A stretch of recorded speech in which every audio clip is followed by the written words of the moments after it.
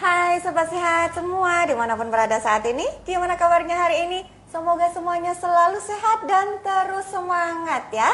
Berjumpa lagi dengan saya Frisni tentunya di program kesayangan kita Prognosa. Program ngobrol santai bersama Rumah Sakit Panti Waluyo Surakarta.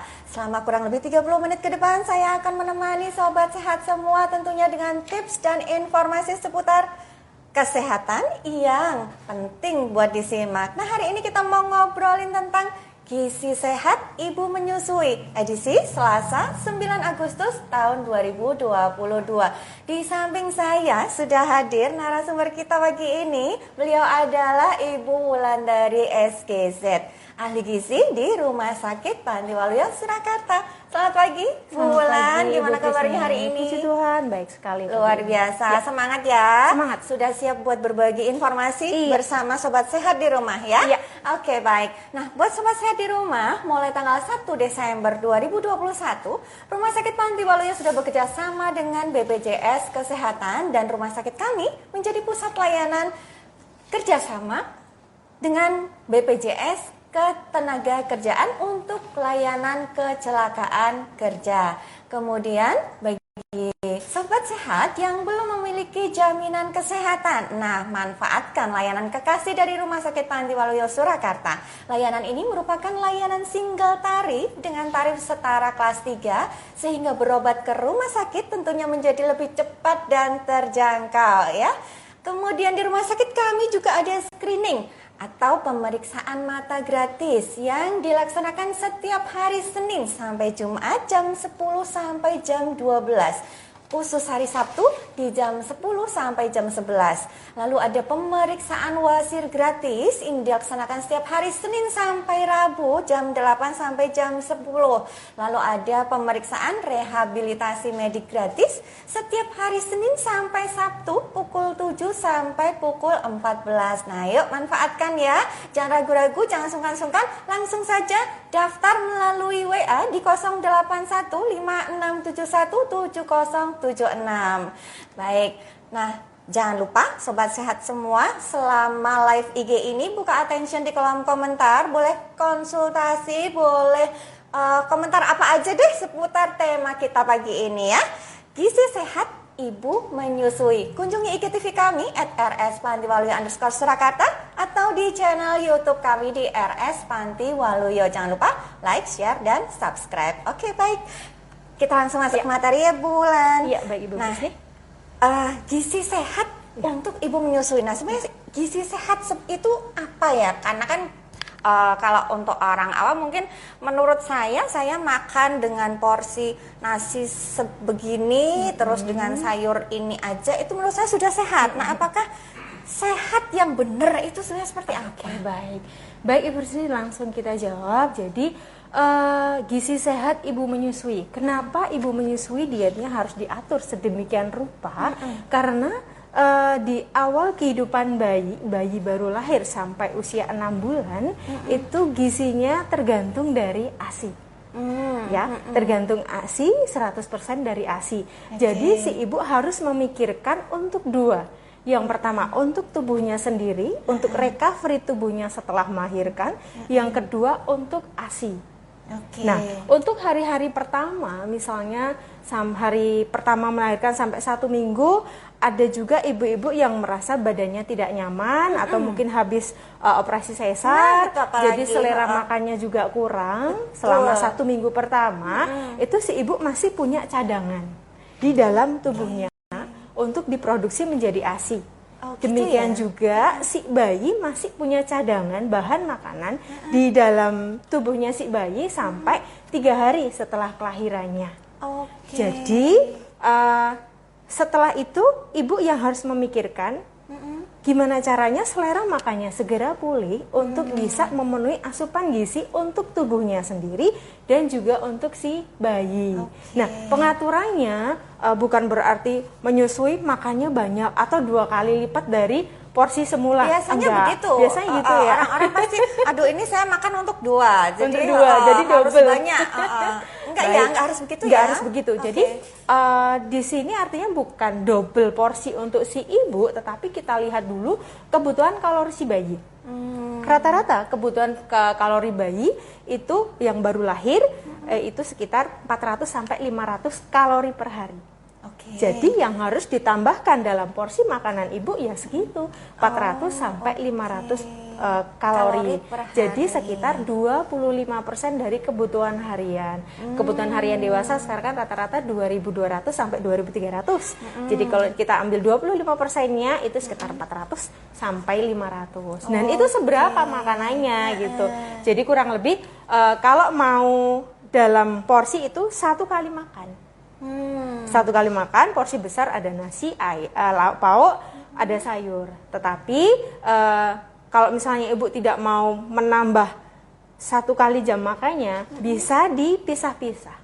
Jadi misalnya pas sarapan pagi di ekstra Ditambahin lauknya, sedikit. iya misalnya yang biasanya telurnya 1 Ini ditambah jadi ada setengah gitu ya, 2 atau boleh, ditambahin yang iya lain lagi ditambah gitu ya. lauknya, kemudian ditambah juga sayurnya gitu karena nanti ada beberapa bahan makanan yang dia sebagai booster ASI, jadi membantu produksi ASI dari makanan seperti itu. Oke, jadi tidak harus langsung 2 kali lipat, tetapi sesuaikan dengan umur si kecil juga umur si ya. kecil juga. Karena kebutuhan kalorinya akan berbeda di setiap fasenya. Iya, benar sekali. Oke, baik. Nah, kemudian sebenarnya manfaatnya ketika si ibu ini memenuhi kebutuhan gizinya itu apa aja sih? Oke, Selain baik. buat recovery dia, selain buat biar ASI-nya lancar, itu sebenarnya manfaat secara keseluruhannya apa ini? Manfaat secara keseluruhan kita mengatur pola makan ketika kita menyusui, yang pertama adalah menjaga kualitas ASI itu sendiri. Jadi ASI tidak hanya tidak hanya banyak, keluar, iya, ya, yang penting ASI gitu, tapi ada nggak ngerti gizinya kualitasnya. di dalam Iya, ASI-nya itu karena ya. makanan sangat berpengaruh terhadap kualitas ASI. Oh, ASI ini ada bisa dibedakan menjadi 2 macam.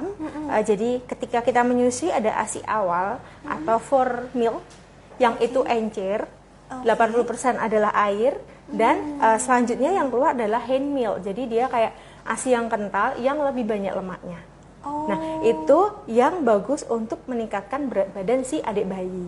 Nah, kalau ibu itu asupan makannya bagus, nanti di hand meal-nya, ASI dalam istilahnya, itu dia akan lebih kental, lebih banyak mengandung lemak, dan lebih bagus untuk meningkatkan berat badan ASI. Nah, kualitas ASI itu sendiri nanti bisa dilihat dari perkembangan berat badan si bayi.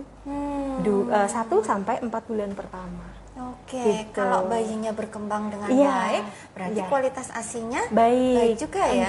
Jadi nanti dilihat dari timbangan bulan pertama itu naik sekitar 0,5 sampai 1 kilogram di bulan pertama dan seterusnya. Sesuai dengan tabel. Iya, sesuai dengan perkembangan tabelnya bayi itu ya. Dan nanti di bulan-bulan berikutnya nanti naik sekitar 500 gram per minggunya. Oke. Iya, Saya baru ngerti kalau ternyata ASI yang banyak itu belum tentu itu kualitasnya bagus ya. Tergantung dari apa yang dimakan sama ibunya itu tadi. Oke. Kadang-kadang suka ASI itu cuman sedikit keluarnya, tapi mungkin malah sedikit dengan kualitas yang bagus, mungkin juga bisa ini ya membuat perkembangan si dedeknya juga bagus ya. Oke. Untuk sedikit atau banyaknya produksi ASI itu kita bisa lihat ketika kita pumping.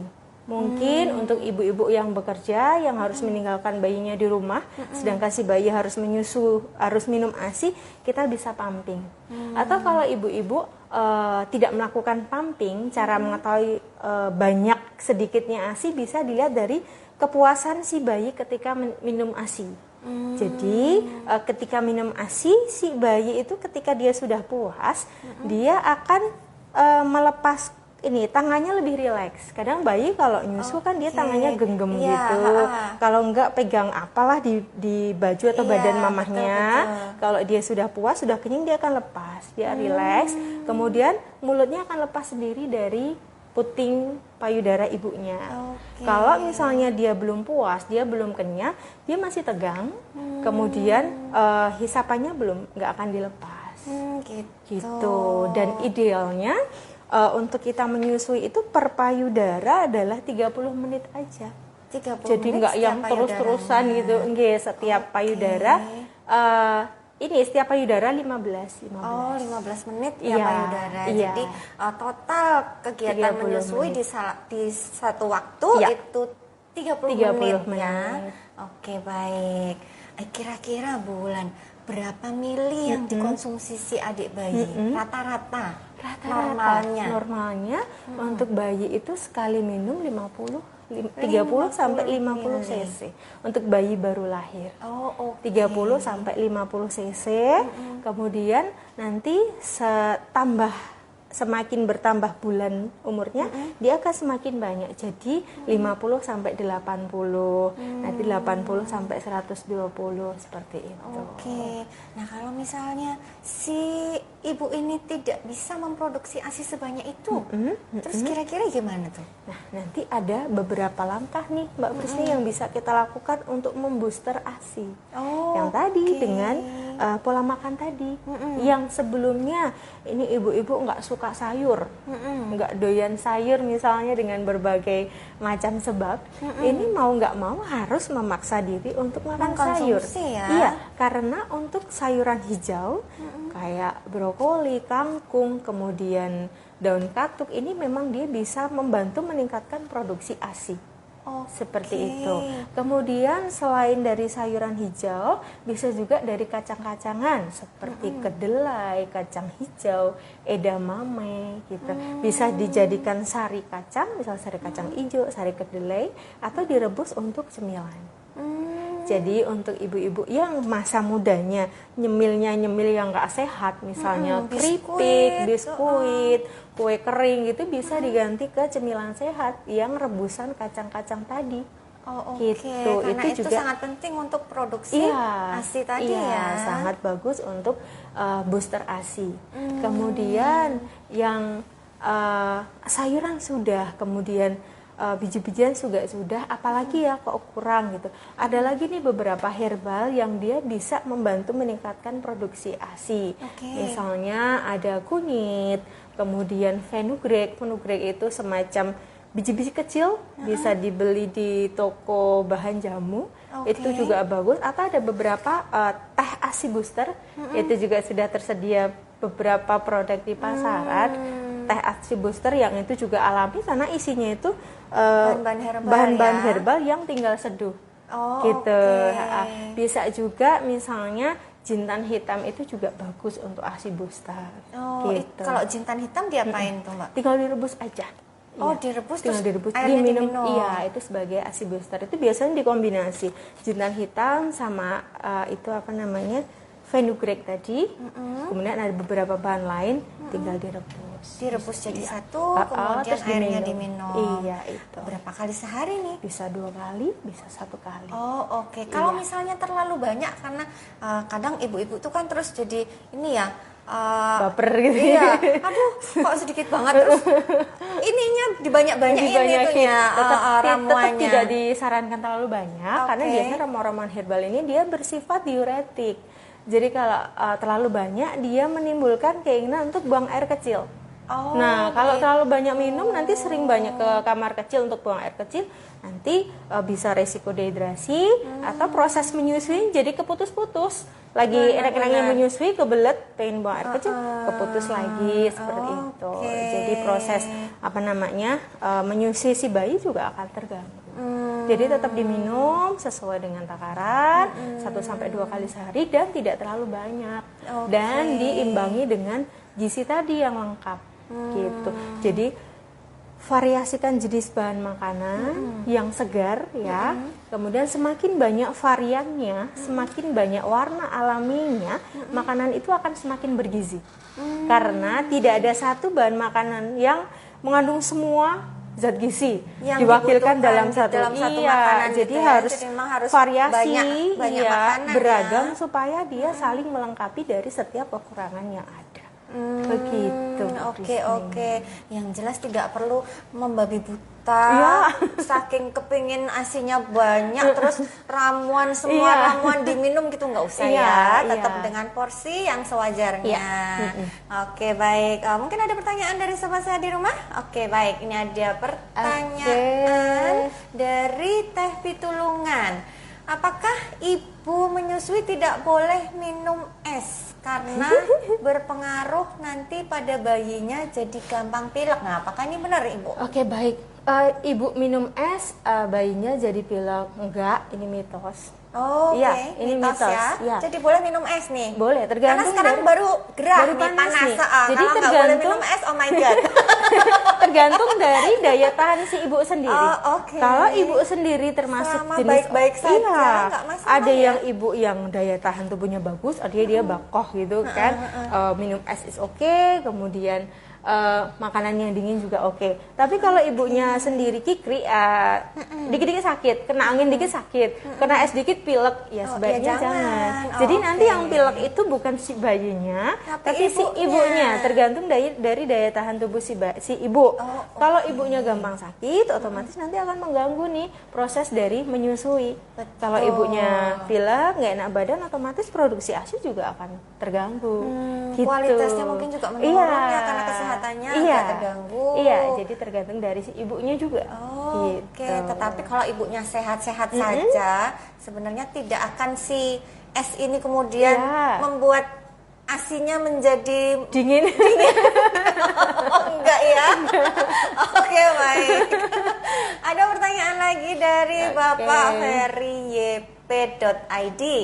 Apakah benar kalau ibu menyusui tidak boleh makan makanan pedas? Oke, baik. Apakah benar kalau ibu menyusui tidak boleh? Yang tidak boleh itu adalah pedas yang berlebihan. Pedas yang berlebihan. Iya. Kalau cuman pedasnya dikit-dikit masih nggak apa-apa ya? Iya, nggak apa-apa. Karena pedas yang berlebihan ini nanti akan merangsang saluran cerna.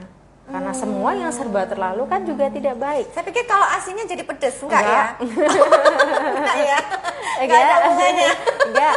Jadi Oke. memang disarankan untuk tidak terlalu pedas karena nanti kalau dia terlalu pedas makanannya saluran cerna jadi diare mungkin atau jadi kena asam lambung mungkin yang nanti juga akan berpengaruh terhadap ini kesehatan si ibu bayi. Jadi boleh pedas sedikit hanya untuk meningkatkan tadi selera makan si ibu. Gitu. Kalau biasanya si ibu ini maamnya pedas, tiba-tiba nggak pedas sama sekali, nanti selera makannya jadi kurang. Padahal dia harus makan untuk membantu tadi asinya biar produksi gitu. Soalnya memang kadang-kadang orang tua itu jangan makan Iya. pedas. Nanti, bayinya jadi mencret gitu. Itu enggak ada pengaruhnya sebenarnya ya. Oh, oke. Yang ada pengaruhnya itu justru yang protein. Jadi misalnya si ibu ini punya bakat alergi. Misalnya dia alergi putih telur atau ada alergi ikan. Kebetulan nih si ibu makan, si protein tadi kan ikut masuk terserap ke dalam ASI, bisa jadi si anak jadi ikut alergi, entah diare atau ada ruam-ruam dan sebagainya. Jadi nanti kalau si anak muncul itu dilacak dulu, ibunya habis makan apa, ibunya ada riwayat alergi atau tidak. Gitu. Jangan salahkan cabai ya. Jangan salahkan cabai. Takar seberapa cabai yang masuk. Iya, seperti itu. Baik ya, super sekali. Saya jadi ngerti loh. Dulu waktu saya menyusui itu benar-benar nggak boleh makan makanan pedas soalnya. Saya sampai Sama takut. sekali. Kalau yang dulu, era dulu itu malah ada gini. Ibu habis melahirkan nggak boleh makan pedas, nggak boleh makan yang amis-amis, nggak boleh makan minyak. Jadilah ibu habis melahirkan makannya rebusan. Benar. Rebusan sayur. Jadi kayak orang sakit nih. Kayak orang sakit, sembuhnya 40 hari lebih. Karena gizinya kurang, proteinnya kurang, otomatis proses recovery-nya juga kurang. Kalau sekarang ibu habis sesar 1 minggu udah bisa kemana-mana, karena gizinya bagus, recovery bagus. Gitu. Yang penting nafsu makannya Iya. tetap terjaga Iya, ya. selera makan tetap dijaga. Oke, baik. Ada pertanyaan lagi dari Ibu Arinda Wedinia. Saya mau bertanya, apakah tidak masalah mengkonsumsi vitamin busui dan ASI booster secara bersamaan? Oke, ini yang penting adalah waktunya. Jadi kalau sama-sama diminum bareng gitu memang tidak disarankan, nanti terjadi apa namanya overlapping reaksi atau saling fungsinya saling memblok. Jadi kasih jeda. Misalnya minum vitamin dulu 1 atau 2 jam lagi baru minum ASI booster yang ramuan kayak teh tadi. Gitu. Harus di manage Kasih waktunya jeda. ya. Iya, kasih manage waktunya. Oke, baik. Masih ada lagi pertanyaan? Oke, Jadi baik. kayaknya banyak yang tertarik ini ya. Karena menyusui itu sesuatu yang ini penting bagi ibu-ibu. Iya. Apalagi nih ya, kalau pas habis cek ke dokter, kontrol berat badannya, terus agak lebih sedikit dibandingkan tetangganya, wah ini sudah panik. Bayi tetangga lebih gendut dibanding bayi kita. Bener. Aduh, kenapa anak saya ini kan udah gitu, ibu-ibu udah panik langsung. Nah, ini panik-panik ini juga mempengaruhi nih dari bisa mempengaruhi Kualitas ASI-nya? kualitas dan kuantitasnya gitu. Karena ibu-ibu yang habis melahirkan otomatis dia akan menerima banyak sekali info dari teman, dari tetangga, dari orang tua dan sebagainya. Dan nanti dia bingung mana nih yang benar, mana yang harus dia lakukan, mana yang enggak gitu kan. Kadang-kadang ada apa sedikit dengan bayinya sudah panik aja, apalagi anak pertama nih ya. Yang belum punya banyak pengalaman, kemudian ibunya gampang kepikiran. Nah, nanti kepikiran jangan-jangan begini, jangan-jangan begitu. Nanti bisa juga berpengaruh terhadap ASI. Kualitas ASI. Iya, jadi harus kita tanamkan ibu ini hypno breastfeeding. Jadi tanamkan pikiran-pikiran yang positif ke dalam pikiran si ibu supaya produk ASI-nya bagus. Misalnya ASIku lancar, kemudian bayiku sehat, berat badannya naik, ASIku berkualitas. Jadi hal-hal positif itu harus kita tanamkan. Karena apa yang kita pikirkan itu bisa saja itu yang terjadi gitu. Betul. Jangan sampai belum menyusui suruh, aduh jangan-jangan nanti ASIku sedikit. Jangan-jangan nanti anakku nggak nambah berat badannya. Jangan-jangan nanti aku nggak bisa menyusui gitu. Jadi itu nanti menghambat. Jadi pikirkan hal-hal yang positif. Yang positif nih hypno breastfeeding. Itu juga salah satu hal yang penting untuk membuat kualitas produk ASI kita jadi semakin baik. Oke, nah kemudian ada nggak makanan-makanan atau minuman-minuman yang dilarang atau jangan sampai dikonsumsi oleh ibu menyusui? Minuman-minuman yang dilarang tentunya untuk ibu menyusui alkohol. Yang mengandung alkohol yang mengandung alkohol, kemudian yang mengandung energi drink. Energi drink. Iya, energi drink. Ya, itu kan memang sangat tidak disarankan untuk ibu menyusui.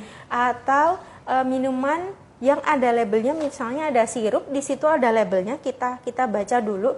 Tidak disarankan untuk ibu hamil dan menyusui. Nah, jadi pentingnya di sini kita jeli sebelum kita memutuskan untuk membeli produk, karena ternyata ada pengaruhnya gitu. Kenapa? Ada beberapa minuman yang dia pemanisnya itu menggunakan aspartam atau pemanis buatan yang memang tidak disarankan untuk ibu hamil dan menyusui. Jadi memang harus jeli nih ketika kita beli produk. Jangan semua produk kita beli kita minum, tapi dilihat dulu deh keterangannya atau di komposisinya. Seperti itu. Kemudian itu yang tidak boleh ya. Kemudian yang harus dibatasi adalah minuman-minuman yang mengandung kafein, seperti kopi, coklat, kemudian teh.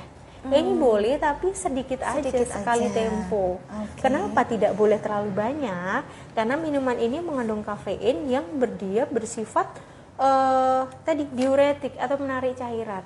Jadi ketika kita kebanyakan minum minuman ini, kita jadi akan berasa pengen buang air kecil terus. Bisa jadi nanti si ibu dehidrasi, atau kalau enggak ya tadi mengganggu waktu menyusui. Seperti itu. Kalau jenis makanan tidak ada sesuatu pantangan apapun? Tentunya ada yang banyak pengawetnya, produk-produk instan yang terlalu banyak pewarna buatannya, itu memang sebaiknya dihindari. Kalau selama itu produk alami nggak ada masalah masih ya? Boleh. Dan yang penting perhatikan atau diingat-ingat ada riwayat alergi enggak. Kalau si ibu ada alergi telur, ya udah nggak usah maam telur, maam aja yang lain kayak gitu. Oke, Itu kan sumber protein tidak harus dari telur. Gitu. Atau susu juga bisa. Nanti ada pertanyaan, kalau ibu menyusui apakah wajib minum susu? Enggak juga, tergantung dari asupan dia dari makanan. Kan protein, kalsium tidak harus didapatkan dari susu, dari lauk pauk yang dia makan, sama dia bisa porsinya lebih banyak, it's okay. Atau kalsium bisa didapatkan dari suplemen. Ibu habis melahirkan bisa dapat tablet suplemen yang berisi vitamin berisi zat besi, kalsium dan sebagainya. Itu juga wajib diminum untuk tablet tambah darah, tablet kalsium dan sebagainya itu harus diminum. Gitu. Kalau sekarang kan udah jadi satu kapsul tuh isinya udah macam-macam. Sekarang udah enak ya. Udah enak. Nggak gitu. Pusing-pusing lagi. Kalau dulu kan masih satu-satu. Bener. Ini tablet tambah darahnya, ini tablet Vitamin apa, ini vitamin apa, gitu jadi banyak banget ya. Sekarang udah jadiin satu, jadi si ibu juga udah tinggal diminum itu. Gitu. Dan tentunya juga tetap harus dibarengi dengan cairan tadi, air putih, kemudian macam-macam sari buah atau sari kacang-kacangan tadi. Gitu, karena asupan cairan si ibu harus cukup nih. Kalau rata-rata orang dewasa itu udah 2 liter, si ibu ini bisa mencapai 3 liter. Gitu. Nah, 3 liter, iya, 3 liter ini bisa didapat tidak hanya dari air putih, tetapi air yang berisi. Taruhlah yang 2 liter itu air putih. Yang selebihnya, yang 1 liter bisa dari jus buah, sari kacang hijau, atau teh herbal tadi. Seperti itu. Oke, baik. Nah, Bu Wulan, kira-kira nih ya, zat-zat apa saja yang harus ada di porsi makanan? Apakah itu karbohidrat, apa-apalah, vitamin apa-apa. Kemudian kira-kira berapa banyak yang harus ada? Yang harus ada ya, oke. Untuk komposisi dari setiap makanan yang kita makan itu tetap harus ada karbohidrat, ya. Tidak harus dari nasi sebenarnya. Bisa dari roti, kemudian umbi-umbian, gitu, jagung juga bisa. Kemudian lauk hewani, lauk nabati, sayuran dan buah. Tapi bagi ibu-ibu yang vegetarian jangan khawatir, lauk vegetarian pun, menu vegetarian pun tetap bisa mendapatkan asupan gizi yang cukup selama menyusui. Jadi tidak protein tidak harus bersumber dari yang hewani, dari nabati atau tumbuh-tumbuhan pun bisa.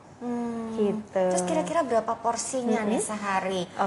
Misalnya untuk pagi sebaiknya sekian, kemudian jam sekian ditambahkan apa gitu. Mungkin bisa dikasih contoh nih dalam satu hari. Dalam satu hari harus makan apa aja ya. Gitu. Untuk pagi ya, yang simple misalnya, mau yang cepat, mau yang simple, itu misalnya bisa nasi goreng. Nasi goreng nanti di situ bisa sekalian ditambah sayur di situ, jadi kayak nasi goreng Hongkong gitu. Kita langsung di mix sayur, kemudian ada telur di situ, bisa ditambah untuk tambahannya, untuk ekstranya potongan ayam atau daging cincang bisa masuk di situ. Atau kalau tidak sempat cuma nasi goreng telur, bisa ditambah susu. Bisa ditambah susu. Nah, kemudian snacknya, kan ibu habis menyusui itu pasti lapar. Nah, habis menyusui itu ibu boleh ngemil. Jadi bukan makan berat ya. Habis menyusui makan lagi, makan lagi, dan jadinya double lah semuanya. Tiba-tiba aja langsung mengembang. Jadi yang mengembang bayi dan ibunya. Padahal harusnya si bayinya berkembang, semakin bertambah berat badannya, si ibunya semakin berkurang. Karena dipindahkan ke bayi kan, gitu. Nah, untuk snack time tadi misalnya bisa edamame, kemudian sari kacang hijau. Kalau misalnya kepingin roti, sekali tempo, bukan berarti dihilangi sama sekali. Tapi jangan ngemil biskuit dan roti terus banyak, ya. Gitu, iya. Edamame kemilannya ya? Iya, edamame cemilan boleh. Harus doyan itu ya? Harus doyan karena itu bagus. Kalau misalnya nggak sempat ngunyah-ngunyah, nggak sempat ngupasnya, bisa di blender, bisa di jus, cepet minumnya. Gitu. Kemudian untuk makan siang nih bisa nih yang seger-seger berkuah, misalnya nasi soto, misalnya soto daging, bisa ditambahkan telur di situ. Jadi yang di sini didobel bisa lauknya, bukan karbonnya. Lauknya yang didobel ya. Atau nasinya karbonnya ditambahnya sedikit aja. Kalau biasanya dia 1,5 centong, bukan berarti nambahnya jadi 3 centong. 1,5 centong ditambah setengah centong aja. Jadi 2 centong. Yang perlu ditambahkan lebih banyak justru yang protein.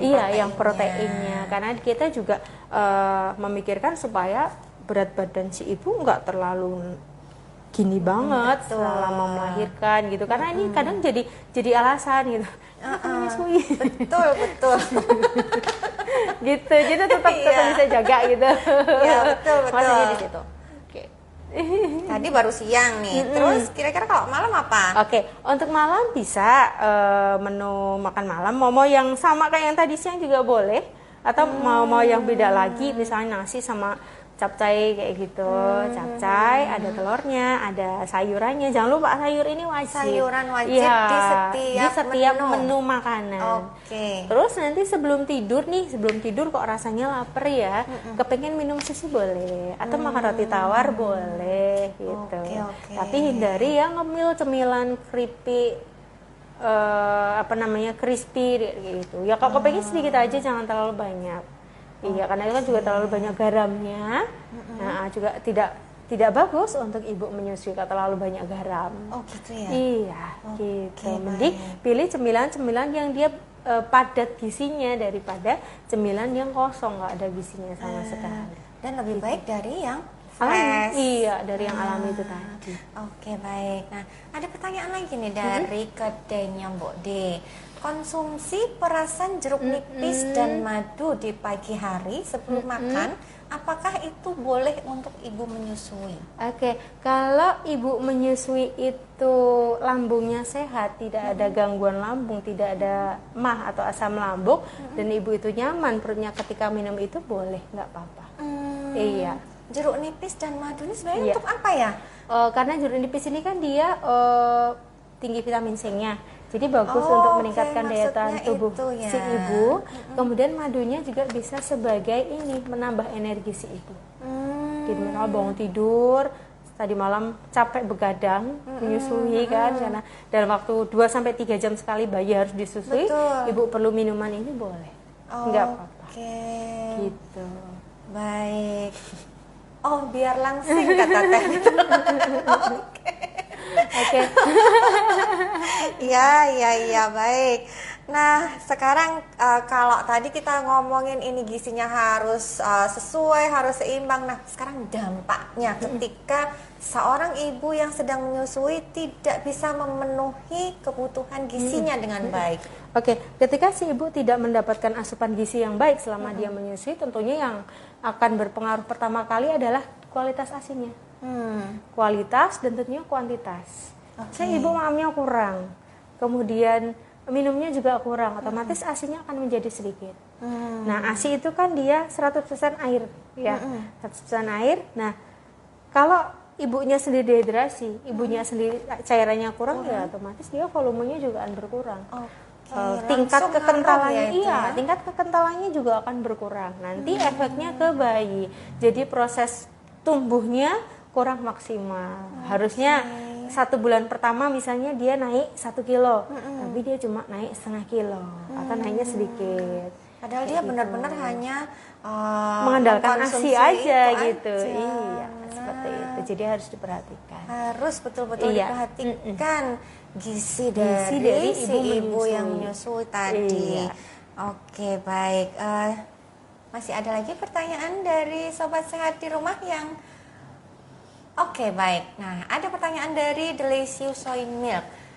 ASI yang langsung, artinya mungkin langsung diminum si bayi dengan ASI yang di freezer, ASI perah yang sudah dipumping kemudian disimpan di freezer gitu ya. Ini lebih baik mana? Apakah mungkin kualitasnya ada perbedaan? Sama baiknya. Jadi selama proses penanganan penyimpanan itu dilakukan dengan baik, itu tetap sama-sama berkualitas. Nah, ini tergantung dari proses penyimpanan, karena ada beberapa beberapa alat untuk menyimpan di rumah. Jadi misalnya di rumah ada kulkas 1 pintu, itu nanti dia ASI perahnya dia hanya bertahan maksimal 2 minggu saja. Oh, bisa sampai 2 minggu ya? Iya. Kemudian cukup lama. Kemudian untuk kulkas yang 2 pintu yang freezernya terpisah, dia bisa bertahan sampai 2-3 bulan. Kemudian untuk yang freezer box atau kulkas freezer sendiri, itu dia bisa bertahan 6-12 bulan ASI perahnya tanpa mempengaruhi kualitasnya. Jadi dia disimpan membeku gitu ya? Iya, jadi disimpan beku. Dan ada cara, jadi ketika kita habis pumping itu tidak langsung dimasukkan ke dalam freezer, tetapi ada prosesnya. Kita masukkan dulu ke dalam ruang kulkas dulu supaya proses perubahan suhunya itu bertahap, Pelan-pelan gitu pelan-pelan, gitu. Jadi tidak merusak struktur protein yang ada. Jadi kita masukkan dulu ke dalam ruangan kulkas, setelah dingin baru kita masukkan ke dalam freezer. Demikian juga nanti pas thawingnya atau pencairannya, ketika dari freezer mau kita minumkan ke si adik bayi itu juga ada penanganannya. Jadi tidak langsung kita keluarkan ke ruangan, tapi kita turunkan ke suhu kulkas dulu 1 hari atau 24 jam. Gitu. Nanti biar es batunya mencair dulu, baru nanti kita hangatkan. Dihangatkannya pun kan tidak boleh direbus. Jadi caranya dirambang ya istilahnya. Jadi kayak kita sediakan panci atau gelas berisi air panas, lalu kita masukkan si ASI tadi bersama dengan botolnya. Botol simpanannya tadi gitu. Jadi tidak langsung direndam. Ya, direndam dalam air panas. Ya. Iya. Rendaman pertama nanti belum hangat, jadi sampai perendaman kedua baru nanti bisa diberikan ke si bayi. Dan setelah kita cairkan ternyata sisa tidak habis diminum, itu tidak boleh disimpan lagi, dibuang. Gitu, karena nanti resiko terjadi kontaminasi karena sudah dicairkan. Keluar dari freezer, sudah diminumkan gitu ya. Tidak boleh sudah kena lagi. udara mungkin gitu ya. Oke, baik. Rupanya ini ya cukup ada tahapan-tahapan yang harus dilakukan ya. Karena saya nggak pernah terus terang. dan saya sendiri mengalami itu, 2 anak saya pumping dan nyimpen ASI seperti itu, bagi ibu itu adalah kepuasan batin tersendiri. Misal kita di tengah-tengah jam kerja, kita pumping dan dapat banyak, itu udah wow gitu loh, udah seneng. Terus nanti diminumkan ke bayi dan ternyata bayinya berat badannya bagus, tuh udah kayak hadiah buat ibu gitu. Tapi ketika si ibu ASInya mulai berkurang, pumpingnya sedikit, berat badan si bayi itu berkurang atau nggak naik sesuai dengan idealnya, itu nanti jadi ibunya jadi aduh kenapa jadi sedih baper gitu. Lagi deh. Baper lagi. Jadi si ibu itu harus happy, harus bahagia. Karena ketika si ibu bahagia, itu akan merangsang hormon prolaktin yang nanti bisa merangsang ASI. Jadi apapun yang terjadi ibu harus happy ketika menyusui. Harus happy. Iya. Tapi bukan berarti kalau yang nggak happy itu terus ini ya, yang ASInya sedikit berarti ibunya nggak happy. Harus happy. Ya. Jadi kalau ASInya sedikit harus dianalisa sendiri. Kenapa? Kenapa? Iya. Apakah makanan saya kurang gitu ya? Atau terlalu panikan kayak gitu. Itu yang harus dianalisa. Atau mungkin ada hal-hal lain yang terkait medis yang sehingga membuat ini itu juga bisa ini jadi mungkin beda lagi nih. Beda lagi itu nanti topiknya. Oke, baik. Kira-kira masih ada lagi yang ingin berkonsultasi? Tidak ada?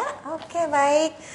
Terima kasih sekali Bu Wulan. Pagi ini sudah berbagi informasi, berbagi ilmu mengenai gizi seputar ibu menyusui. Semoga apa yang kita obrolkan pagi ini bermanfaat buat sobat sehat semua di rumah. Dedek bayinya semakin sehat-sehat, semakin gemuk-gemuk gitu ya.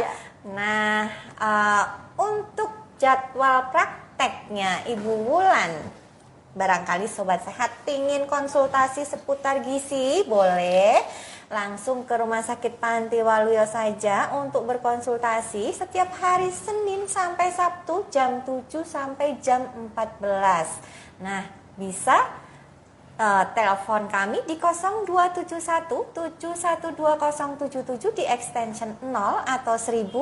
Bisa juga melalui WA, Telegram, SMS di 0815 671 7076. Baik, semoga apa yang kami bicarakan bermanfaat buat sobat sehat semua di rumah, dan nantikan program-program kami selanjutnya tentunya dengan tema-tema yang selalu menarik dan pasti penting untuk disimak ya. Akhir kata, kami berdua mohon maaf jika ada salah-salah kata di dalam kami menyampaikan program hari ini, dan kami berdua pamit undur diri. Kita berjumpa lagi di lain waktu, di lain kesempatan. Sampai jumpa, salam sehat, salam sejahtera.